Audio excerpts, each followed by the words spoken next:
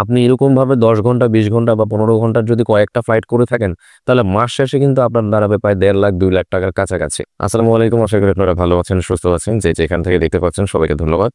Request করছি আমাদের YouTube চ্যানেলটি সাবস্ক্রাইব করার জন্য, এবং যদি আমাদের ফেসবুকের মাধ্যমে দেখে থাকেন তাহলে ফলো করার জন্য। আর যারা হোয়াটসঅ্যাপ থেকে এখানে এসেছেন ওয়েলকাম মেসেজ পাওয়ার পর, তাদেরকে রিকোয়েস্ট করব সম্পূর্ণ ভিডিওটি না টেনে দেখুন।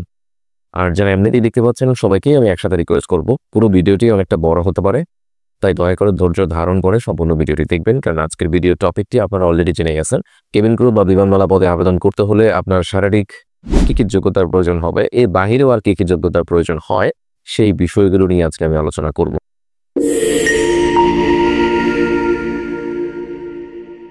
প্রথমে যে বিষয়টি থাকবে তা হচ্ছে শিক্ষাগত যোগ্যতা, এডুকেশন, তারপরে হাইট, এরপরে ওয়েট, তারপরে হচ্ছে এইজ মানে বয়স, eyesight, swimming, language skill, medical fitness, physical appearance, residency and salary. এই বিষয়গুলো নিয়ে আমি আজকে আলোচনা করবো, মোটামুটি যেগুলো সম্পর্কে আপনাদের কনফিউশন থাকে। তো আজকে এই বিষয়গুলোর মধ্যে ন্যূনতম যে যোগ্যতা আছে সেই যোগ্যতা নিয়ে আমি আলোচনা করব, যে যোগ্যতা হলে আপনি কোনো না কোনো এয়ারলাইন্সে আবেদন করতেই পারবেন। প্রথমত যে বিষয়টি থাকে তা হচ্ছে শিক্ষাগত যোগ্যতা, অর্থাৎ এডুকেশন। এডুকেশন আসলে কতটুকু প্রয়োজন হবে? অনেক জায়গায় আপনারা শুনে থাকবেন হয়তো বা এসএসসি পাশে কেবিন ক্রু হওয়া যায় না, এসএসসি পাশে কেবিন ক্রু হওয়া যায় না, ইন্টারমিডিয়েট পাস লাগবে, অর্থাৎ এইচএসসি। ইন্টার পাস করলেই, হায়ার সেকেন্ডারি স্কুল সার্টিফিকেট অর্থাৎ ইন্টার পাস করলেই আপনি কেবিন ক্রু জবের জন্য আবেদন করতে পারবেন। যে কোনো গ্রুপ থেকে পড়লেই হবে, সায়েন্সের হোক, আর্টসের হোক, কমার্সের হোক, যে কোনো গ্রুপ থেকে পড়লেই আপনি অ্যাপ্লিকেশন করতে পারবেন। আবার আরেকটা সন্দেহ থাকে যে আমি পলিটেকনিক্যাল থেকে পড়েছিলাম বা নার্সিং থেকে পড়েছি, আমি কি পারবো? হ্যাঁ, আপনি পারবেন। ইন্টারমিডিয়েটের সমপরিমাণ যে মানগুলো আছে, যেমন টেকনিক্যাল পোস্টগুলো, তারপর হচ্ছে নার্সিং, ডিপ্লোমা সিস্টেম, এসব থেকেও যদি আপনি পড়ে আসেন আপনি এই চাকরিতে আবেদন করতে পারবেন। মিনিমাম কত পয়েন্টস প্রয়োজন হয় সার্কুলারে উল্লেখ করা থাকে মিনিমাম 3 পয়েন্ট, তবে এর কমে হলেও আপনি আবেদন করতে পারবেন। এই টপিকের সাথে একটা কনফিউশনাল কোয়েশ্চেন হচ্ছে, যাদের জিপিএ ভালো অর্থাৎ যাদের রেজাল্ট ভালো তাদেরকে কি বেশি প্রায়োরিটি দেয়? না, একদমই সঠিক কথা নয়। যাদের কম তারা কম প্রায়োরিটি পাবে, যাদের বেশি তারা বেশি প্রায়োরিটি পাবে, এমনটা না। মিনিমাম রিকোয়ারমেন্টের মধ্যেই থাকলেই হবে, অথবা তার কমও যদি থাকে, এরপরেও যদি আদার্স আপনার কোয়ালিফিকেশনগুলো ঠিকঠাক থাকে, হয়তো বা আপনাকে তারা এই বিষয়টির উপর স্যাক্রিফাইস করতে পারে, আপনাকে নিয়ে নিতে পারে। এখন আরেকটি প্রশ্ন আপনাদের থাকতে পারে, যারা অনার্স পাস করেছেন তারা কি এই চাকরিতে বেশি প্রায়োরিটি পাবেন? না, একদমই না। আবার যারা ইন্টারমিডিয়েট পাস করেছে তারা কি কম পাবে? এইভাবে প্রায়োরিটি তারা সেট আপ করে না। আপনার মিনিমাম ইন্টারমিডিয়েট পাস থাকলেই হবে, এরপরে আপনি অনার্সের পরে যান বা ইন্টারমিডিয়েটের পরে যান, যে কোনো একটা সময় গেলেই হবে। তবে অবশ্যই বয়সের সীমাবদ্ধতা যেটা আছে সেই বয়সের সীমাবদ্ধতা থেকে আপনাকে যেতে হবে। পরের ব্যাপারটি হচ্ছে হাইট, অর্থাৎ উচ্চতা কতটুকু লাগে। ছেলেদের জন্য একটা কমন হাইট 168 সেন্টিমিটার, অর্থাৎ যদি আপনার উচ্চতা 168 সেন্টিমিটার বা 5 ফিট 6 হয়ে থাকে তাহলে আপনি এই চাকরিতে আবেদন করতে পারবেন।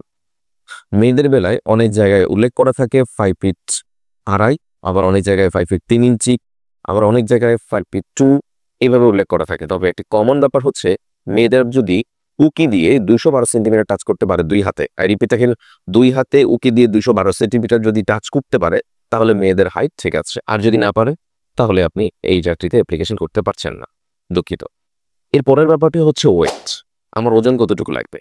ওজন এবং উচ্চতা এই দুইটাই ক্যালকুলেট করে বিমায় বের করা হয়। তো ওজনের উপর উচ্চতা নির্ভর করে, উচ্চতার উপর ওজনও নির্ভর করে। আপনার উচ্চতা যদি অনেক বেশি হয় সেক্ষেত্রে আপনার বিএমআই ঠিকঠাক আছে কিনা সেটা একটু দেখে নিতে হবে। আমাদের একটা ভিডিও আছে, ওজন ও উচ্চতার যে ভুলের কারণে আপনি কেবিন ক্রু হতে পারছেন না, এইরকম ট্যাগলাইন দিয়ে একটা ভিডিও আপলোড করা আছে, সেটা প্রয়োজনে দেখে নেবেন, আপনার কাজে লাগবে। তবে ছেলেদের জন্য বিএমআই হচ্ছে 18 থেকে 25 পর্যন্ত, মেয়েদের জন্য 18 থেকে 22, তবে কোনো কোনো এয়ারলাইন্সে 18 থেকে 25, 18 থেকে 22 দেওয়া হয় ইউএস বাংলা এয়ারলাইন্সের ক্ষেত্রে। এবার আসি খুব গুরুত্বপূর্ণ টপিক, বয়স কত লাগবে। কেবিন ক্রু যে হব, বিমানবালা বা এয়ার হোস্টেস বা এয়ার হোস্ট যে আমি হব, আমার বয়স কত লাগবে? আমি আপনাকে বলছি বয়স কত লাগবে। বিমান বাংলাদেশ এয়ারলাইন্সের সর্বোচ্চ বয়স সীমা 25, অর্থাৎ 19 থেকে 25। ইউএস বাংলা এয়ারলাইন্সের সর্বোচ্চ বয়স সীমা 27, সর্বনিম্ন বয়স সীমা 18। বাংলাদেশি এই যতগুলো এয়ারলাইন্স আছে, শুধুমাত্র বিমান বাংলাদেশ এয়ারলাইন্স ব্যতীত বাকি সবগুলোতেই 18 থেকে 27 পর্যন্ত সার্কুলার হয়ে থাকে। আর বিমান বাংলাদেশ এয়ারলাইন্সের 19 থেকে 25। আর বিদেশি যতগুলো এয়ারলাইন্স আছে সেগুলোর জন্য সর্বনিম্ন সীমা দেওয়া থাকে 21 বছর। আমি আবারও বলছি, সর্বনিম্ন সীমা দেওয়া থাকে 21 বছর, সর্বোচ্চ বয়স সীমা দেওয়া থাকে না। তাহলে কি 80 বছরের বৃদ্ধ অ্যাপ্লিকেশন করতে পারবে? হ্যাঁ পারবে, কিন্তু তাকে নিবে না। এখন বাংলাদেশের যে আউটলুক আছে বা বাংলাদেশের যে রিজিয়নে পড়েছে সেই রিজিয়নের মধ্যে মেয়েদের বা ছেলেদের সর্বোচ্চ 30 পর্যন্ত গেলেই কিন্তু বডি ফিটনেস ঠিক রাখতে পারে না, যদিও কয়েকজনের পক্ষে সম্ভব। তো সেই ক্ষেত্রে আমি বলবো যদি অ্যাভারেজ কাউন্ট করা হয় তাহলে সর্বোচ্চ 30। আর যদি দেখেন যে আপনার বয়স সীমা 30-এর উপরে কিন্তু আপনাকে দেখে মনে হচ্ছে 30-এর কম, অর্থাৎ ফিটনেস আপনার ঠিক আছে, সেই ক্ষেত্রে আপনি অ্যাপ্লিকেশন করতে পারবেন। এর পরের কথাটি হচ্ছে আইসাইট, অর্থাৎ চোখের পাওয়ার কত লাগবে। চোখের পাওয়ার তো অবশ্যই 6/6 লাগবে, কানা হলে তো আমাকে নিবে না, তাই না? তো এখন 6/6 এর যদি কম বেশ হয় অথবা হেয়ার বের হয় তাহলে কি আমাকে নিবে তারা? ডিপেন্ড করে। লেন্স ব্যবহার করে আপনি নিউজ বাংলা বা ইয়ারস্টার মতো সার্কুলার অ্যাপ্লিকেশন করতে পারবেন, চাকরিও করতে পারবেন। মাঝখানে কয়েকটি সার্কুলারে তারা এই জিনিসটা উল্লেখ করেছে, এখনো মাঝে মাঝে দিয়ে থাকে। তবে বাকিগুলোতে কি ট্রান্সপারেন্ট লেন্স ব্যবহার করে কি অ্যাপ্লিকেশন করতে পারবো বা চাকরি করতে পারবো? আমি যদি বলি অবশ্যই পারবেন। যদি ধরা না পড়েন তাহলে অবশ্যই পারবেন, আর ধরা পড়লে কিছু করার নেই। সুইমিং, সাঁতার কি জানতেই হবে? হ্যাঁ, অবশ্যই জানতে হবে। চাকরি করার জন্য সাঁতার জানতে হবে, কিন্তু অ্যাপ্লিকেশন করার জন্য সাঁতার জানাটা ম্যান্ডেটরি না। আপনার এই চাকরিতে আবেদন করতে হলে সাঁতার জানাটা ম্যান্ডেটরি না, তবে চাকরিটি করার জন্য কিন্তু সাঁতার জানতে হবে। অর্থাৎ আবেদন করার সময় আপনি লিখবেন যে আপনি সাঁতার পারেন। যখন তারা সাঁতার টেস্টটা নেবে, অর্থাৎ চাকরি পাওয়ার পর ট্রেনিং চলাকালীন সময়ে আপনি সাঁতার শিখে নেবেন, হয়ে গেল। তারা তো জানবে না যে আপনি সাঁতার কখন শিখেছেন, তাই না? আর তাদের এটা জানানোরই বা কি দরকার? আপনি বলবেন যে আপনি সাঁতার পারেন, আর তারা ইন্টারভিউ বোর্ডে তো আপনাকে সাঁতার টেস্ট করাবে না। সাঁতার টেস্টটা হয়ে থাকে ট্রেনিং এর সময়। তো ট্রেনিং এর সময় আপনি এর আগে ভাগে একটু শিখে নিলেন, হয়ে যাবে। তাই চাকরি করতে হলে সাঁতার অবশ্যই জানতে হবে, কিন্তু আবেদন করতে হলে সাঁতার জানাটা ম্যান্ডেটরি না। মনে থাকবে? অবশ্যই মনে রাখবেন। এবার খুব গুরুত্বপূর্ণ একটি বিষয়, ল্যাঙ্গুয়েজ স্কিল। ভাষাগত দক্ষতা আমার কতটুকু লাগবে? বাংলা তো মোটামুটি পারেনি, মোটামুটি না ভালোই পারতে হবে, কিন্তু আঞ্চলিক ভাষায় কথা বললে কিন্তু চলবে না। সিলেটি মাত না তুই, তারপর হচ্ছে তোমার ওই চাটগাইয়া পদ্মা কেনাসং। সো এইরকম আঞ্চলিক ভাষা কিন্তু আবার অ্যাকসেপ্টেবল না। তাই বাংলাও কিন্তু সহি শুদ্ধভাবে বলতে হবে। আরেকটি ভাষা ইংরেজি। এই চাকরি করতে গেলে তো ইংরেজি অবশ্যই জানতে হবে। প্যাসেঞ্জার হিসেবে কিছু ইংলিশ পার্সন থাকতে পারে, বা এমন অনেক প্যাসেঞ্জার আছে যারা ইংলিশে কথা বলে, তাদেরকেও হ্যান্ডেল করতে হবে, তাই না? সুতরাং ইংরেজি আপনাকে অবশ্যই জানতে হবে, কিন্তু 100% ইংরেজি জানতে হবে না।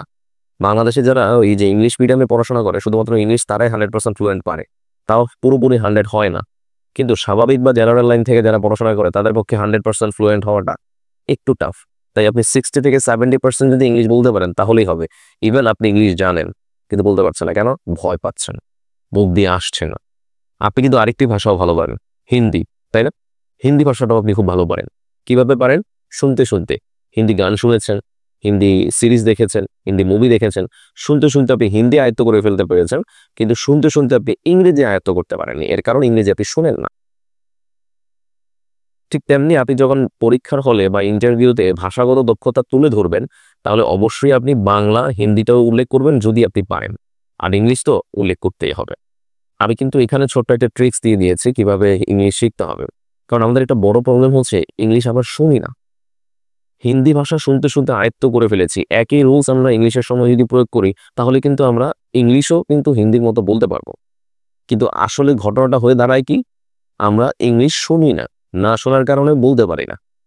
তাই আমি আবারও বলছি, ইংলিশ 60 থেকে 70% যদি আপনি বলতে পারেন তাহলে আপনি কেবিন গ্রুপ পেশায় অবশ্যই আসতে পারবেন।